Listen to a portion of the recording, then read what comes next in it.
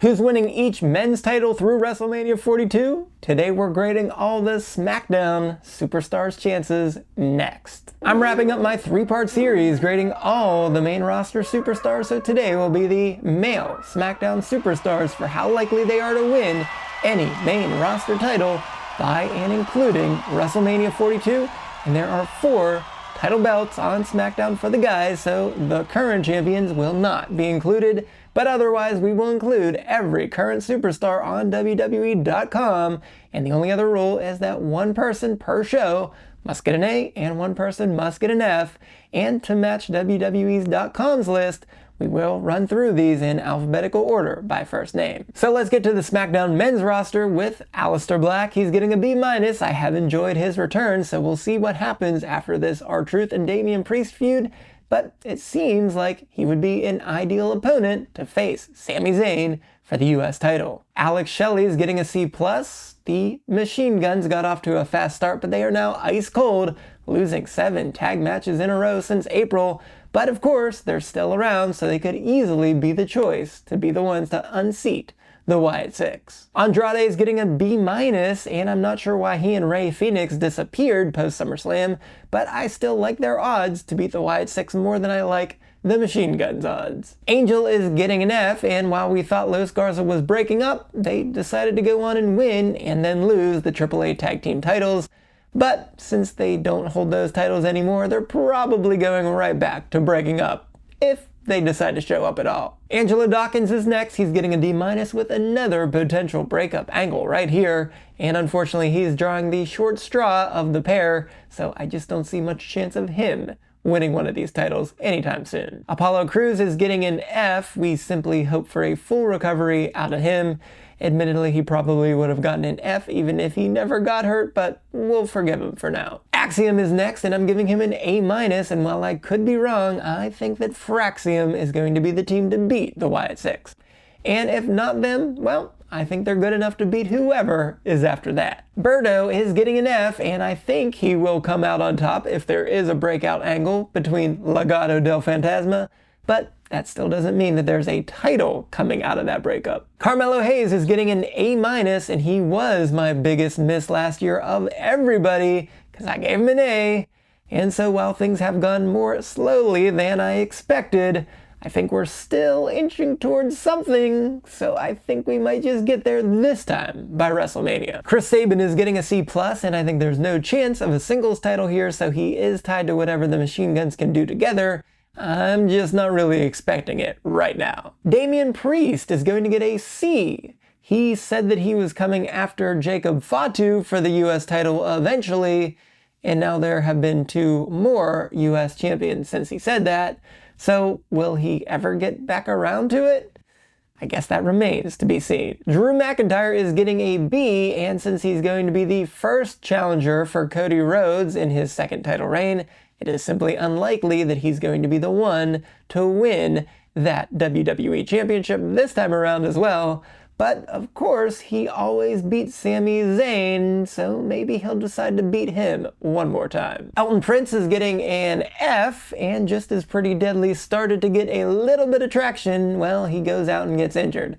But I don't see a jump start right back to a title shot when they return, so no, not happening. Eric Rowan's getting a D, and I thought we might see the Wyatt Six use the Freebird rule for the tag team titles, but he seems pretty happy just being the enforcer of the group and not really having any matches.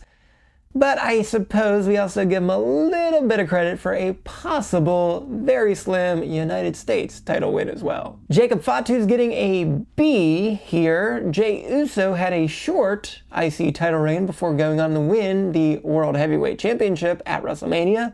So could we repeat that on the SmackDown side for Jacob with the US title? Going into the WWE title? Nah, not happening this year, but I wouldn't rule out a second US title reign for now. JC Mateo's getting a D-. I feel like he's been a little underwhelming since joining up with Solo Sikoa, but I suppose as long as the MFT can start bringing in a whole bunch of numbers, well, he could be the beneficiary and win a tag team title, though I still find that to be highly unlikely. Jimmy Uso is getting a B-. I'm sure he'll be Raw official very soon since he's now helping out Jay, But when he does, I think it is highly likely that he is going to be a tag team champion by WrestleMania 42. John Cena is going to get a C here, and I would make his last two matches with Dom and AJ Styles in some order so that he could win the IC title and then promptly lose the IC title in his retirement match. But with a C grade right down the middle, I'm simply not going to count on that. Johnny Gargano is getting a D, and it looks like he is going to be playing some tricks in NXT for a little bit, so I don't think he and Ciampa are going to be the ones to defeat the Wyatt Six here, and maybe, just maybe, they'll beat whoever's next, but I'm not counting on it this time around. Kevin Owens is going to get an F. There are a few things that would make me happier in wrestling than seeing peak KO again, but we simply need him to take all the time he needs to make a full recovery, so we'll see you around, my man. Kit Wilson will also get an F since he is tied to Elton Prince's injury, and even when they return, I think they have a long way to go before they become true contenders. Montez Ford's getting a B-, and after years and years of people talking about a Street Profits breakup, I guess just maybe, it's finally going to happen. So once he dispatches of Dawkins, I think we are going to be off and running to a US title by WrestleMania. Nathan Frazier is getting an A- because after their hot start on the main roster, they have cooled off quite a bit, but they prove that WWE is going to be high on them, so if I'm putting my money anywhere, it's on them to beat the Wyatt Six. R-Truth is next. He's getting a D- because we want truth, but WWE doesn't really want to give us truth despite them re-signing him, which is pretty weird. But I think there is just a tiny chance that he and Priest could be tag team champions. Randy Orton's getting a B-, and some think that he and Rhodes will square off at WrestleMania.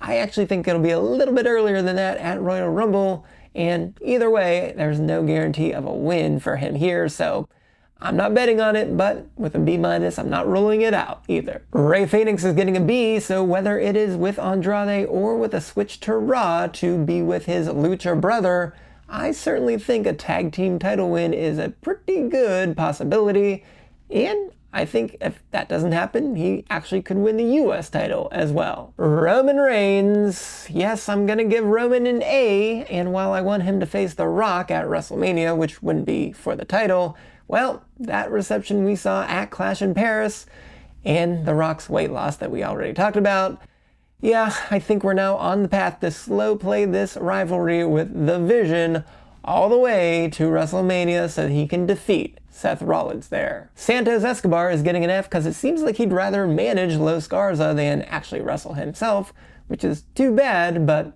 hey, at least it's a paycheck for him. Shinsuke Nakamura is also getting an F, and I think it was my best call last year when I gave him a B+ to win a title even though he had not been on TV for 5 months at the time of the video. But now that that has happened, there's simply no chance of an encore considering how poorly it went. Solo Sikoa is getting a B- because as long as there is a group of big beefy dudes, well, this entire group could easily win something. And yes, I am surprised he lost that quickly to Sami Zayn on a random episode of SmackDown, but hey, we'll see. He might just be able to get that back or even win a tag team title. Tala Tonga is also getting a B- because he sticks out so much in the MFT that I think it's almost a foregone conclusion that he is winning either a tag team or a US title at some point down the road. The only question is, will it be before WrestleMania 42? And I'm giving it a little bit more likely than not of a chance. On the other hand, Tama Tonga is getting a D- because we don't know when he will return, and since there are so many options to win the tag team titles amongst this group, I think it probably won't be him. The Miz is getting a D, and while I think it would be awfully funny if The Miz stole a US title win from Hayes in perhaps a triple threat match, well, I don't think WWE is going to go that far with this, but hey, I'll still give it a non-zero chance that they could actually win the tag team titles instead. Tommaso Ciampa is getting a D. Hey, do you remember when DIY retained the tag team titles at the Royal Rumble? Yeah, you probably do, but that was actually their only win in 2025, as they are 1-9-2 in all tags. So yeah, they're not going to win them again. Tongaloa is getting a D-, and I suppose a returning Tama Tonga could at least give the Guerrillas of Warfare a small chance of being the ones from MFT to win the tag team titles, but come on, that's not going to happen again. And lastly, Uncle Howdy is going to get a C-. I would be highly entertained if Howdy actually challenged Sami Zayn for the US title, but he seems to not really have any interest in wrestling since he has just one match in 2025. So there you have it. This completes our 3-part series with every main roster superstar and some bonus picks for how likely they will win a title by WrestleMania 42. So if you missed either of the prior 2 videos, be sure to go right on over here and check those out. So we'll finally be back to a normal schedule next week. So until then, I am the SportsZu, and this has been a podcast that needs a new name.